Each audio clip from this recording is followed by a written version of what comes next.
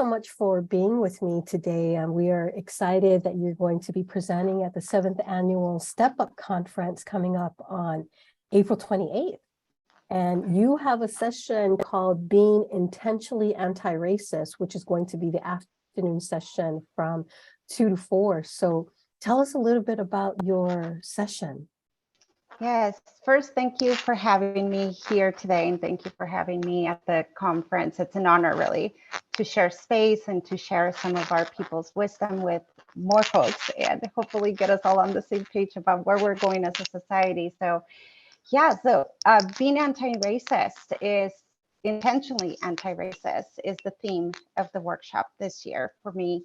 And it's really my life mission in growing up, hearing the beginning of all of these DEI positions and diversity and equity expert positions and initiatives and workshops and policy and budget allocations, and all these fancy words started coming up when I was in high school, and it was really confusing. And it was really confusing to find your place in that work while you were already doing the work and you knew it, but could not quite connect the dots and figure out where you fit in into all of these fancy terms and all of these new fancy positions, and nobody quite knows what you're supposed to be doing.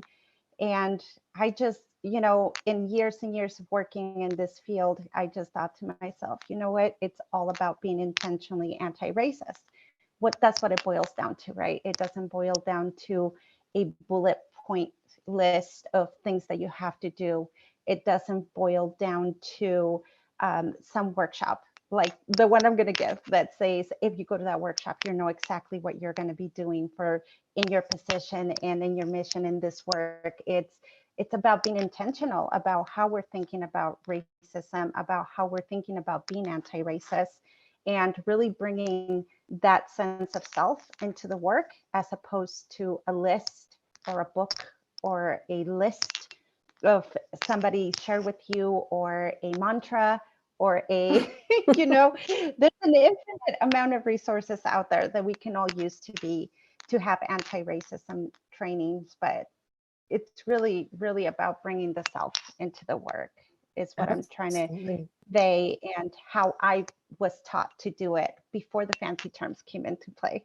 Right, exactly. And, you know, it's like a lot of people, they can read about these books. They can read about being anti-racist. And that's the competence part of it. The humility comes when you actually live it, right? Yes. When you live it, or a loved one lives it, or, you know, somebody close to you, and you're able to see it for yourself, and you're able to build that compassion and that empathy muscle and that understanding muscle, that human intelligence that you can't get in a book. You can't read academics about it. It's a muscle. It's an emotional muscle that we all have to build. And that's really when we're going to make progress, honestly, because like you mentioned, there's tons of books that we can read with great information, great research, but how do we apply it? How do we make it ours? How do we live it? And we're missing that connection, that human aspect that's not in the book. That how am I going to live this? How am I going to ground my steps and my actions and my thoughts throughout the day, throughout every day, throughout the weekend, with my friends, with my families, with my coworkers? How do I do that? It's building that human emotional muscle to make that connection to the experience. You know, so whether you lived it, or you've seen it, or you have seen a movie that had great, you know, great story plot behind it, and you were able to make the connection, or somebody close to you has told you about an experience and you were able to, for a mere second, allow yourself to feel some of that pain, feel some of that fear, feel some of that prejudice and that judgment, that will allow you to start building that emotional competency to say, okay, all those great things I heard in those books and in those workshops, here's how I'm going to live that. And here's how I'm going to live it every day. Right. So it's such great work, but such long-term work. It is because it's about also building relationship as well too. Oh, And when we are in relationship with each other and we care for one another, then there is a responsibility and an accountability to that relationship. So, yes. when we come into this work of being anti-racist, there's a lot of things that we're going to have to unpack on exactly what does that mean? And what does that mean to the individuals that I'm in relationship with? And And so, so much more beyond that is how, right? Because, and that's the funny thing about all these anti-racist workshops and things, we don't touch on the fact that our ancestors, our indigenous communities lived this way, this very conscious way of saying, I live for my others. I make decisions for my community, for my family. I don't make decisions for myself. And so we, as a society, lost that essence. So as a society, we don't understand how to implement what's in these wonderful books because we're missing that essential piece of how do you live for others and live beyond yourself and stop being individualistic and what do I want and what makes me happy, and it's how do I serve others.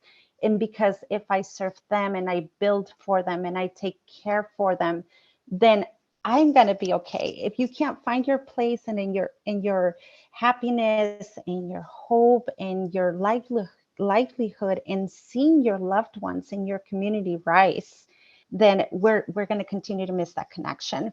And in serving, there's this mere loss of power.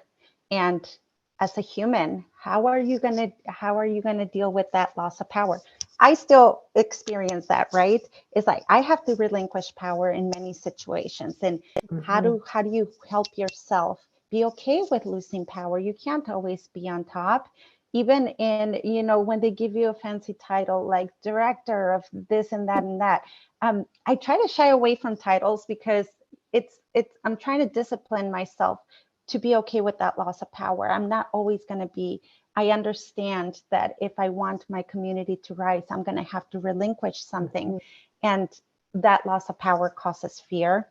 And if we haven't disciplined ourselves to be okay with that and work through that and understand why we have to lose some power for our communities to be better and rise, then that's where racism has a big wide door open to say, well, I'm not racist. I'm just, in fear of who? And then you start acknowledging, who are you fearful for? Oh, it's a person of color. It's not a white person, right. right? And so then it's so much, like you mentioned, to unpack. It's not one thing. That's why I think we have to intentionally be anti-racist, because you have to continuously unpack layers of the human being and how we function, how we think, how we experience, how we react, and then ultimately how we choose to or not choose to be anti-racist. Exactly. And it's like this relationship, and even, talking about being anti-racist, it can go so deep. It can go so Oh, deep because as for indigenous people, we're in relationship with everything, right? We're in relationship with everything. absolutely. We're in relationship with the land, and we are in relationship with the spirit of the land. We are in relationship Exactly. with everything. And so when we talk about being anti-racist, there are so many different layers that we could unpack in all of that. It's like, let's look at our environment, right? Exactly. It's like environmental injustices that is happening Everywhere.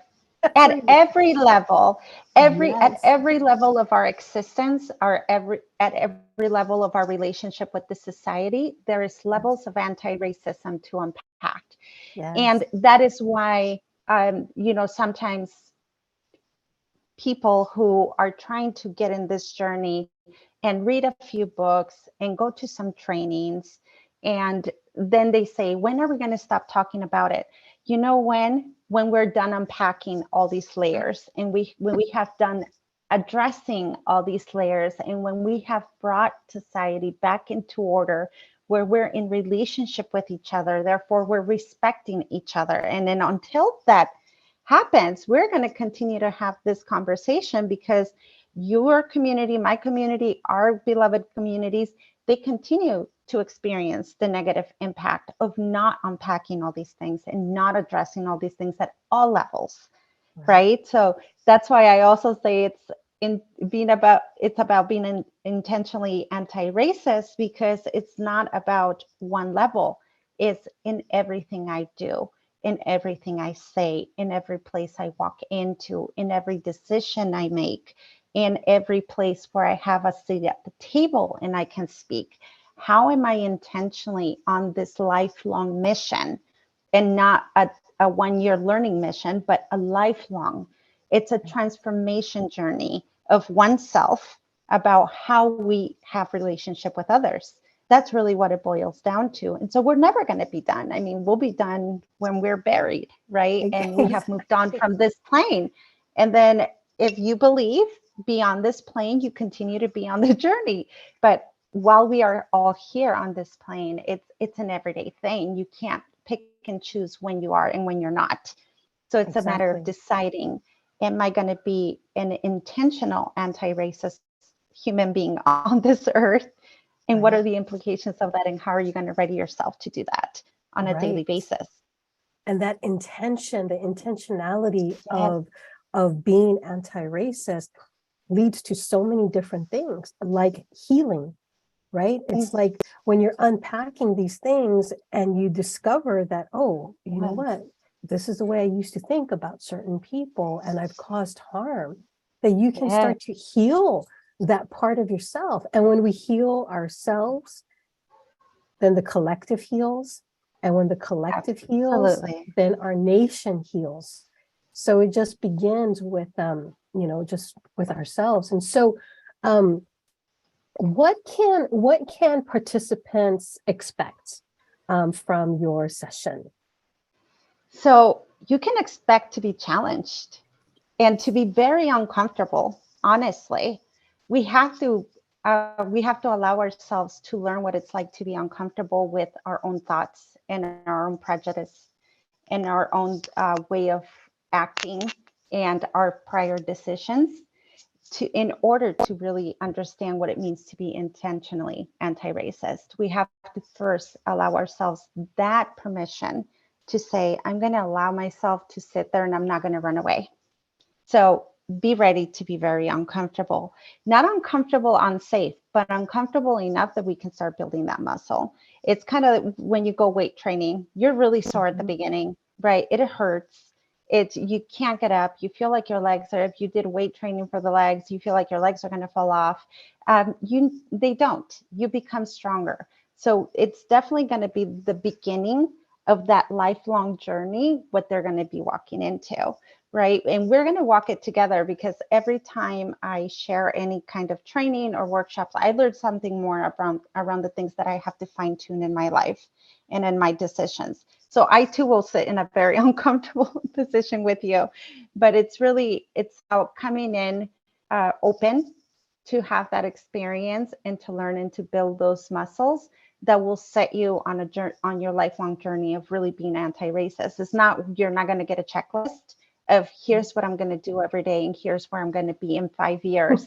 It's the roadmap about what your lifelong journey is waiting for, and in some grounding around how do I walk this journey, and what are some of those things that can ground me during my journey to keep me on the right path.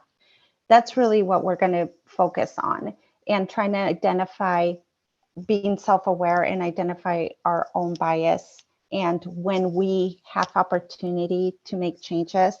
But it's really not going to be a checklist. It's really not going to be a worksheet. It's really about work on oneself.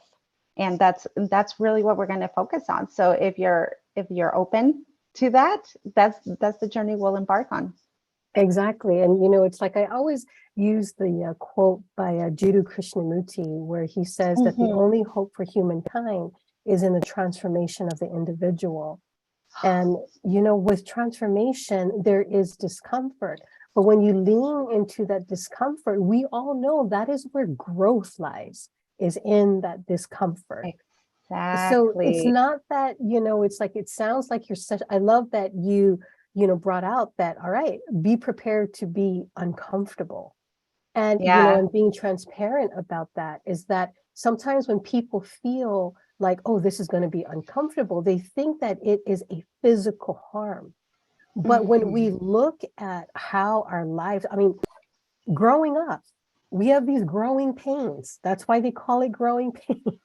Yes, exactly. They're exactly that. They're growing pains, Yes. and that poem that you referenced, the poem that I ground a lot of my work in is actually a Mayan poem by Luis Valdez, and it's pronounced in Lakesh, which means you are my other me. If I do harm to you, I do harm to myself. If I love and respect you, I love and respect myself. So that's what grounds me in my work, and that relation that we have to each other and to all beings, and how we need to ground ourselves in everything we do that way. Because if you wouldn't do it to yourself, you wouldn't do it to your loved ones, and much less than somebody who needs your help, or who doesn't have the means to defend themselves, or who doesn't know that you have power over things that may affect them. It's really having that relation. So I love it. That's drawing from our wisdom, right? That our ancestors have passed on. It's really what grounds the work. Yes. So what motivated you to present at Step Up? So I was actually I was at a panel at the Edmonds Arts Center that I was invited to by your Leaders of Color group or cohort. And Isaac from Community Transit invited me we had a conversation right after the panel, and I was just interested to see what they were up to, because I've never heard of them before, right? Most of my career is spent in King County and Seattle doing this kind of work, but it's much less known in Snohomish, right? We know Snohomish County and other counties are just starting this journey. So I was right away intrigued, and because I live in Snohomish County, so I was like, oh my gosh, you're doing it too, right? So then I had a conversation with Isaac, and we started talking, and we were talking in terms of indigenous knowledge, and how do we loop that into all of these DEI positions, and how do we bring those teachings back? And that's really the focus of the work that I do. It's decolonizing and institutionalizing the work really within the system, and bringing back those words that, like you shared earlier about healing. It is healing work. And most of my anti-racism work I actually do in circle. I won't be doing that at the workshop because we don't know how many people, and there's certain ceremonial aspects of it that I have to do ahead of time. But with smaller groups, I usually do it in circle. And that's what we were talking about. And he's like, is there a way you can modify that and come share? And I'm like, absolutely. I do it all the time, because it doesn't, the situation doesn't always present itself for circle, but I wish it would. I would love if we can have everybody at the conference be in circle and just sit in that healing and teaching space. It's amazing the things that we have accomplished with folks who have sat in circle. It's that transformational piece, right? It's that safe space. So that's how I ended up at Step Up Conference 2023. That's awesome. And I'm so glad. I'm so happy that you're going to be there, and you're also bringing in an indigenous lens. I am a little biased because I'm indigenous myself. Yes, I noticed, and I was like, see, this is why I ended up here. It's the universe, that's how it works. It's for a reason. We're ready now, and Right. we will continue to find our path and continue to find our accomplices on the path when we're ready, when the path is ready. I firmly believe that. So I'm not at all surprised that you're indigenous as well. So I'm just more pleasantly surprised every day as we get near the conference. Right. And I mean, I think I do believe, it's like walking in two worlds, right? Is that in my indigenous ways of being, it is about community. It is about the indigenous knowledge of reimagining what we could see together in this white dominated world.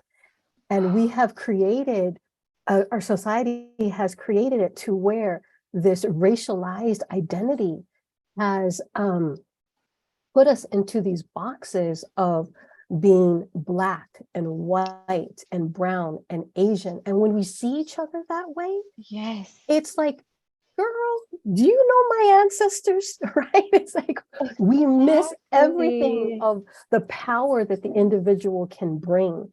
Is that Everything. we need to reimagine a future beyond the color lines, because we are so much more than that. And Oh, so much more. We miss each other in passing and referencing, you know, and specifically with when everybody says Asian. I just had this conversation maybe for the millionth time with a client where I'm like, Asian, can you be more like what? Like you can't say Asian and expect translation for Asian.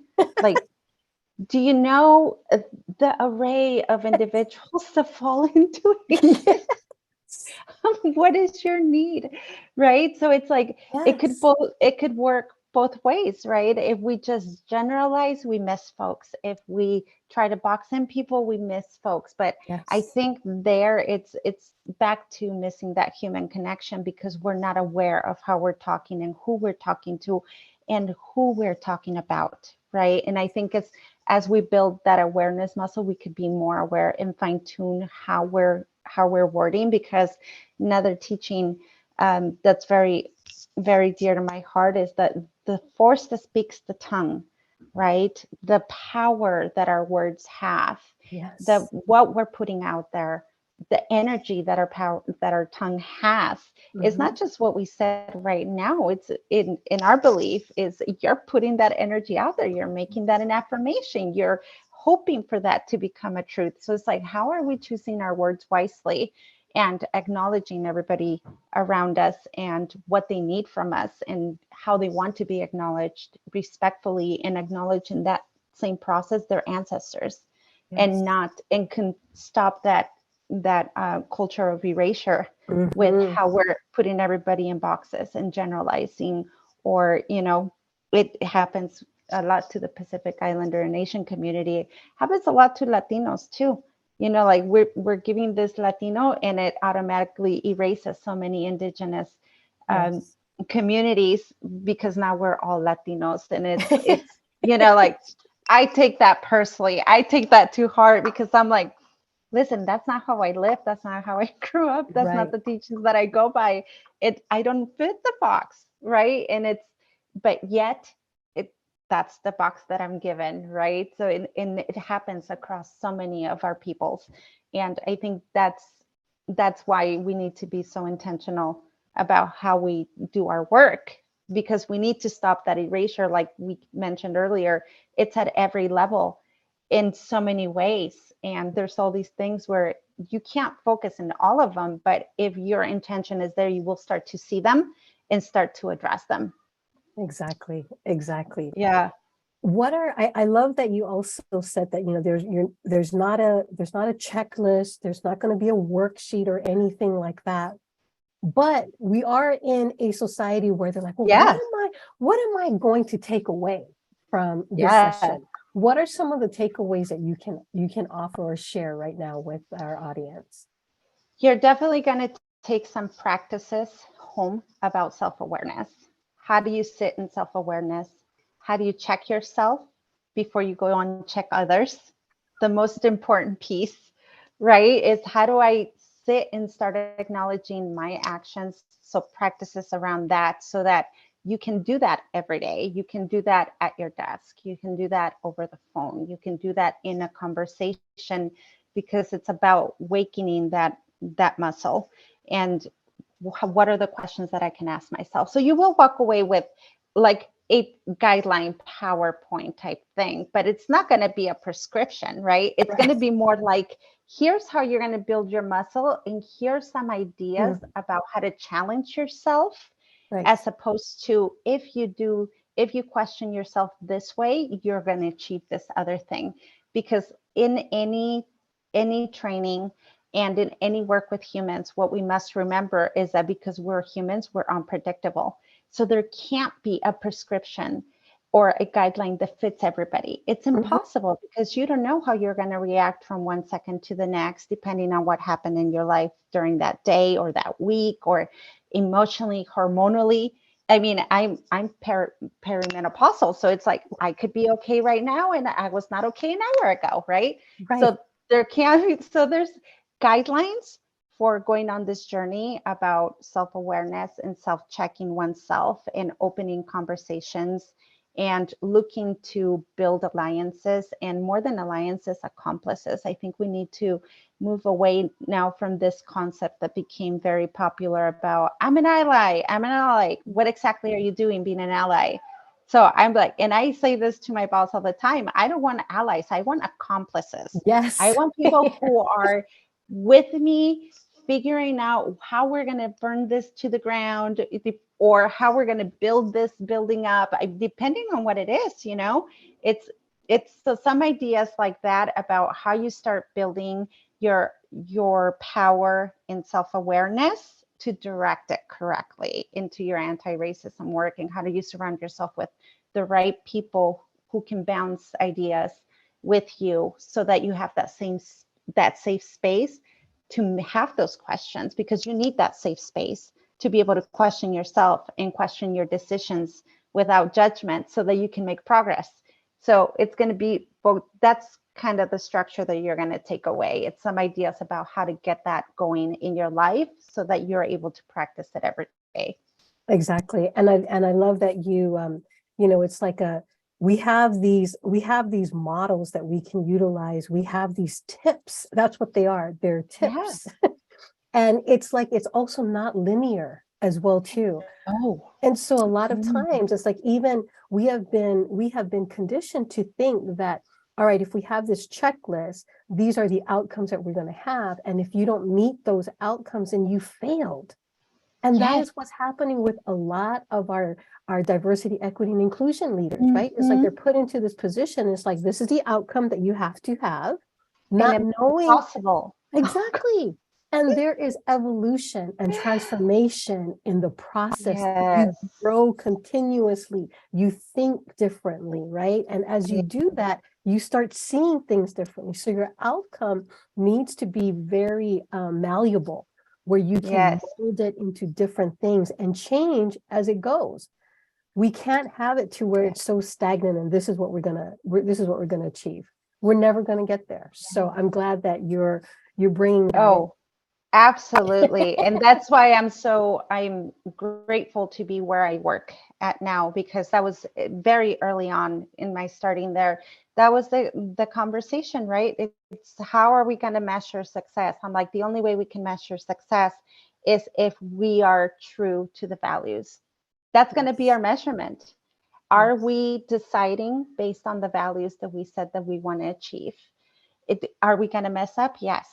Are we going to have to redirect? Yes. As long as the intention is on the values, that's going to be our measurement for success, because this work with humans and this work with oneself, it's messy, but it's beautiful, and it has to be done. And there's no other way than messy, because we have to mess up to learn sometimes. Sometimes we don't, but we're humans. We're bound to mess up. Yeah. And so we need to be open to do that and redirect efforts and say something came up that's more important. We need to focus on that. And listen, we're hitting a learning curve. We need to stop and address that, because everything that comes after that can't happen unless we address this learning curve. So with checklists, you can't do that, right? You can't balance things, and you can't redirect if you're stuck to one way of doing things. And really, that's what transformational work is be okay with the fact that it's not going to be a perfect roadmap, and you're not going to have step-by-step instructions to how you're going to get there. It's going to be like, here's our goalpost. Here are some tips to keep your mind, your heart, your soul on the goalpost. Keep going. Exactly. And allow space for evolution to take place and transformation, right? And learning from others. And learning from others how to do it better. Yes, absolutely. Absolutely. So the question that I have is, what is the single most important message you want to convey to your audience to help move racial equity forward? It has to be personal transformational.